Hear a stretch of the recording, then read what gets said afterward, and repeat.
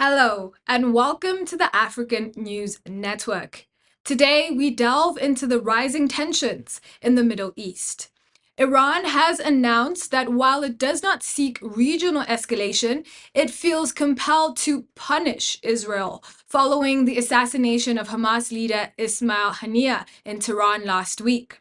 What does this mean for the stability of the region? Let's break it down. Iranian Foreign Ministry spokesperson Nasser Kanani stated that action from Tehran is inevitable to prevent further instability. He stressed the need to create deterrence against what he termed the adventurism of the Zionist regime. But what exactly are Iran's intentions, and how might this impact the broader geopolitical landscape? First, let's consider the historical context. This isn't the first time Iran has vowed retaliation against Israel. Iran's stance is deeply rooted in decades of political and ideological conflict. Since the 1979 Iranian Revolution, Iran has positioned itself as a staunch opponent of Israel, providing support to groups like Hamas and Hezbollah, both of which have been involved in prolonged conflicts with Israel. Kanani also called on the United States to cease its support for Israel, arguing that the international community has failed in its duty to safeguard regional stability. This raises an important question. What role does US involvement play in these tensions? Historically, the United States has been a key ally of Israel, providing military aid and diplomatic support. This relationship has often been a point of contention in the Middle East, where many countries view US support as a contributing factor to the ongoing conflict. Secretary of State Antony Blinken recently emphasized the importance of diplomacy and urged all parties to refrain from escalation. However, will diplomacy be enough to prevent further violence? The killing of Haniyeh has prompted an emergency meeting of the Organization of Islamic Cooperation at Iran's request, set to take place on Wednesday. This brings us to another crucial question. How might this meeting influence the regional dynamics and the international community's response?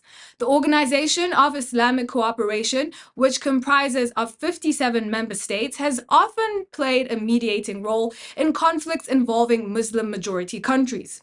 Their response to the assassination and any collective action they decide to take could significantly impact the situation. Previously, such meetings have sometimes led to coordinated efforts to de-escalate conflicts, but at other times they have resulted in calls for more aggressive actions against perceived aggressors. Meanwhile, the United States has been urging other countries to convey to Iran that escalation is not in their interest. Their diplomatic effort highlights the critical moment the region is facing. But what are the potential repercussions if Iran chooses to retaliate? Retaliation could lead to a broader conflict involving multiple state and non-state actors. Iran's support for groups like Hamas and Hezbollah means that any military action could trigger a wider regional war, drawing in countries like Lebanon and potentially others. The US has already seen repercussions with an attack on Iraq's Al-Assad airbase, wounding 5 US personnel. This incident underscores the volatility of the situation and the risks to American forces in the region. Blinken and other US officials have emphasized the need for a ceasefire and a return to negotiations despite the heightened tensions. This leads us to consider, is a ceasefire realistic in the current climate? Achieving a ceasefire amidst such heightened tensions is challenging, but not impossible. In the past, ceasefires have been brokered even in the most volatile situations through intense diplomatic efforts and pressure from the international community. The key will be whether all parties can find common ground and agree to de-escalate. In conclusion, the assassination of Ismail Haniyeh has set off a chain reaction of threats and diplomatic maneuvers. As the region braces for Iran's response and the international community pushes for restraint, the coming days will be critical in determining whether the Middle East can avoid further bloodshed. We will continue to monitor this developing story and provide updates as they become available. For now, we urge everyone to stay informed and aware of the complexities at play in this region. Thank you for joining us. I'm Cynthia Nifyoandi, and this is the African News Network.